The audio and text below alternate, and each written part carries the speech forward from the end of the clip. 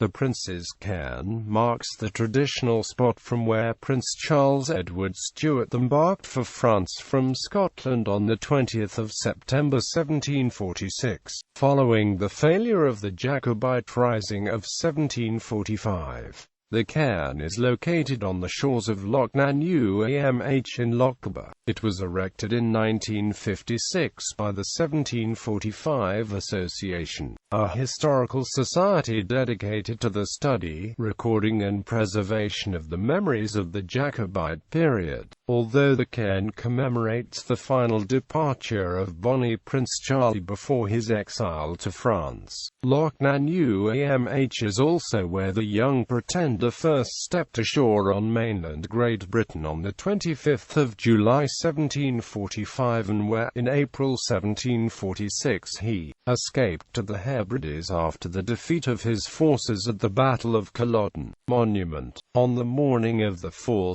October 1956, the 1745 Association held a ceremony to unveil the cairn that marked the traditional spot where bonny Prince Charlie departed for France. More than 200 people gathered on the small promontory by the shores of the Loch to watch the event. The new cairn, the ancient Highland symbol of remembrance, had been erected through subscription. It was draped with the cross of St. Andrew surrounded by the banners of the clans that supported the Jacobite cause. The ceremony was led by Diana Hay, 23rd Countess of Errol, Scotland's Lord High Constable, Sir Donald Hamish Cameron of Lochiel, 26th Chief of Clan Cameron, the Laird of Inverellord, and descendants of the Cameron chieftains of Glendessery. It was noted that by coincidence the last time Scotland's hereditary Lord High Constable had been a woman, it was during the Rising of 1745. As the Countess unveiled the cairn, its builder John Mackinnon of Arrasig played a pile-bearage on bagpipes in salute. He was then joined by noted piper Angus Macpherson, who played a traditional lament. Macpherson was a descendant of Cluny's piper, who hid with Charles Stuart and Cluny, the clan chief, in the cage on the slopes of Ben Alder near Ben Nevis. The cairn is constructed from a local stone.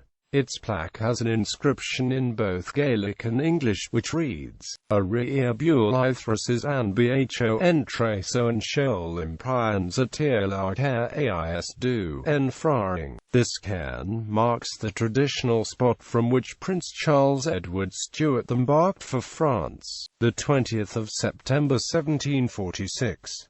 The cairn, which stands on a small promontory, is adjacent to the A830 road. Parking is available nearby in a large lay-by. The nearest railway station is Beesdale, about 2.5 miles to the west. Historical importance. Arrival in the Highlands. The 16-gun privateer Dutiale landed Prince Charles and 7 companions at Eriskay on 23 July 1745. After a night spent on the island, they returned to the Dutiale the next morning. The ship then sailed to the Loch Uamh.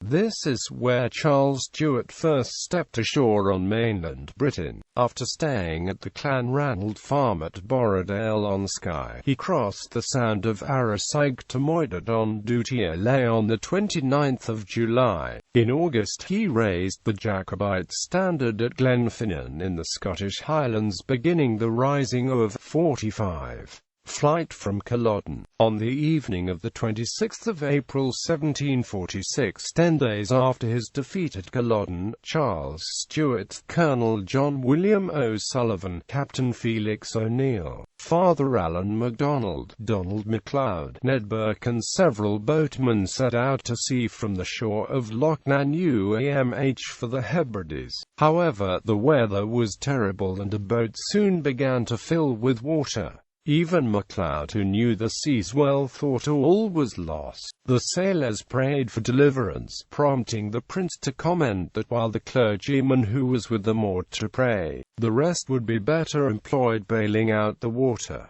Next morning they struggled into a creek at Rachines on the northeast point of Benbecula, exiled to France. On the 19th of September 1746, Charles Edward Stuart arrived from Cluny's Cage, a refuge on Ben Alder, accompanied by Donald Cameron of Lochiel, John Roy Stuart, and others. Moored in Loch Uamh, they found Leroux, the French frigate that was to carry him to safety. Throughout the 19th of September the Jacobites that were to accompany the prince into exile boarded the ships. The next day the vessels weighed anchor in Loch Uamh and sailed from Scotland. Charles Stuart, the young pretender, never set foot on Scottish soil again. He died in Rome in 1788.